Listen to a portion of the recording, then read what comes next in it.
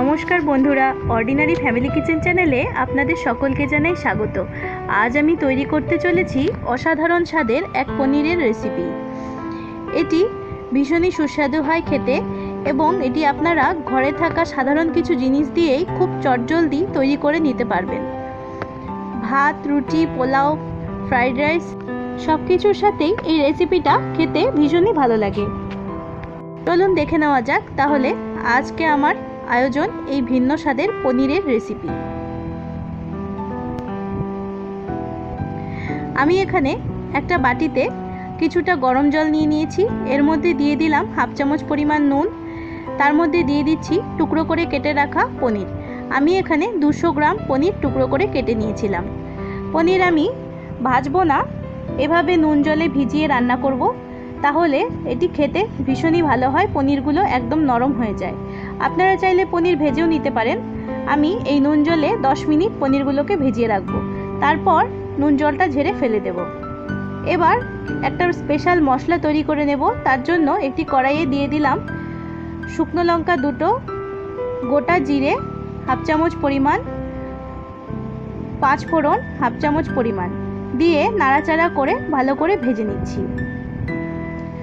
অর্ধেক পরিমাণ যখন ভাজা হয়ে যাবে তখন আমি এখানে দিয়ে দিচ্ছি 1 চামচ পরিমাণ কসুরি মেথি। কসুরি মেথিটা খুব তাড়াতাড়ি ভাজা হয়ে যায়, তাই আমি একটু পরে অ্যাড করলাম। এবার নাড়াচাড়া করে লাল লাল করে ভেজে নেব।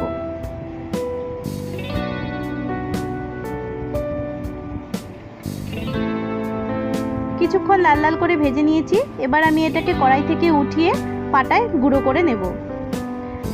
এবার দিয়ে দিচ্ছি ওই কড়াইয়ে ধনে গুঁড়ো 1 চামচ পরিমাণ। আমার কাছে যেহেতু গোটা ধনে ছিল না, তাই আমি ধনে গুঁড়ো ভেজে নিচ্ছি। আপনাদের কাছে যদি গোটা ধনে থেকে থাকে তাহলে গোটা মশলার সাথে গোটা ধনে দিয়ে ভেজে নেবেন, তারপর একসাথে সমস্তটা পাটায় গুঁড়ো করে নেবেন।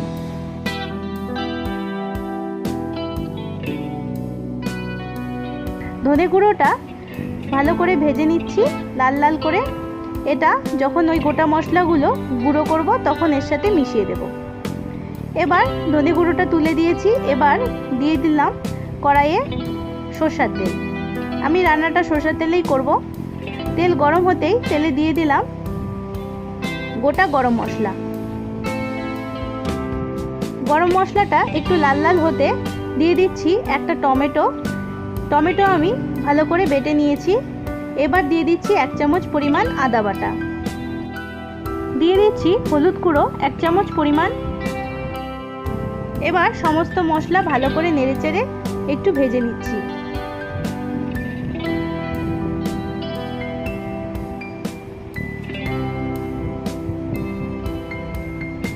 দিয়ে দিচ্ছি জিরে গুঁড়ো হাফ চামচ পরিমাণ, ধনে গুঁড়ো হাফ চামচ পরিমাণ।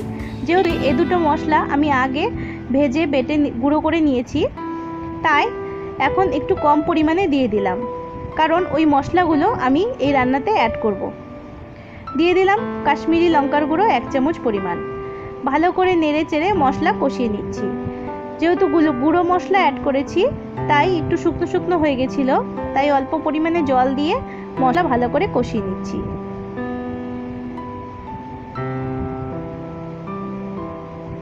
এবার দিয়ে দিচ্ছি টক দই। আমি এখানে 5 চামচ পরিমাণ টক দই দিয়েছি। টক দই দিয়ে ভালো করে মিক্স করে নিচ্ছি। আর দই যখন দিয়েছি তখন গ্যাসের আঁচ একদম লোতে করে দিয়েছি, না হলে দই ফেটে যাওয়ার চান্স থেকে থাকে।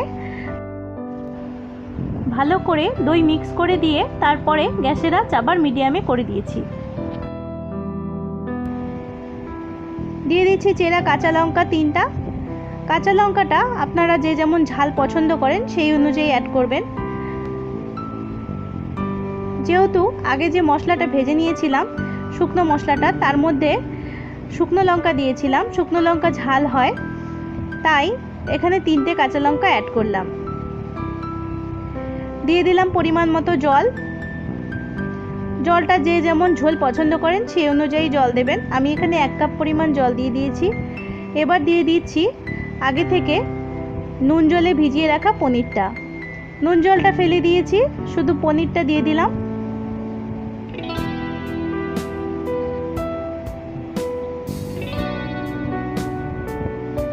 এবার দিয়ে দিচ্ছি নুন। আমি এখানে আগে কোনো নুন অ্যাড করিনি, শুধু পনিরে আমি ভিজিয়ে রেখেছিলাম নুন জল দিয়ে, তাই এখন একবারে ঝোলের পরিমাণ বুঝে নুনটা অ্যাড করে দিলাম। এবার দিয়ে দিচ্ছি সেই ভাজা মশলাটা, যেটা আমি প্রথমে ভেজে নিয়েছিলাম। সেই মশলাটা আমি পাটাতে গুঁড়ো করে নিয়েছি। সেই ভাজা গুঁড়ো মশলাটা দিয়ে দিচ্ছি 2 চামচ পরিমাণ। আপনারা চাইলে মিক্সিতে গুঁড়ো করে নিতে পারেন, আমি পাটাতে গুঁড়ো করে নিয়েছি। ভালো করে মিক্স করে দিচ্ছি। এবার আমি এটাকে 5 মিনিট ফুটিয়ে নেব। ফিরে এলাম 5 মিনিট পর। এই 5 মিনিটের মধ্যে আমি হাফ চামচ পরিমাণ চিনি দিয়ে দিয়েছিলাম, সেটা আপনাদের দেখাতে পারিনি, আপনারা চিনিটা অবশ্যই দেবেন। এবার দিয়ে দিচ্ছি ঘি হাফ চামচ পরিমাণ, গরম মশলার গুঁড়ো দিচ্ছি হাফ চামচ পরিমাণ।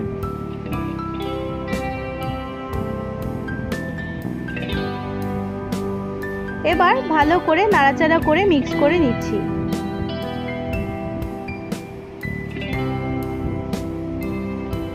আমার রান্না একদম কমপ্লিট হয়ে গেছে। এবার আমি এটাকে গ্যাস অফ করে নামিয়ে দেব।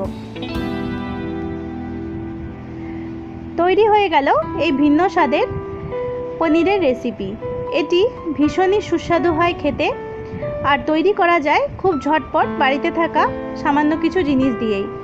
আপনারা এই রেসিপিটা বাড়িতে অবশ্যই ট্রাই করবেন। আমার রান্না যদি আপনাদের কাছে ভালো লেগে থাকে তাহলে ভিডিওটিতে একটি লাইক দেবেন, শেয়ার করবেন, কমেন্ট করবেন এবং অবশ্যই সাবস্ক্রাইব করবেন। সাবস্ক্রাইব করা থাকলে আমি যখনই নিত্য নতুন ভিডিও আপলোড করব তার রেসিপি আপনাদের কাছে খুব তাড়াতাড়ি পৌঁছে যাবে। তাই অবশ্যই সাবস্ক্রাইব করবেন। ধন্যবাদ।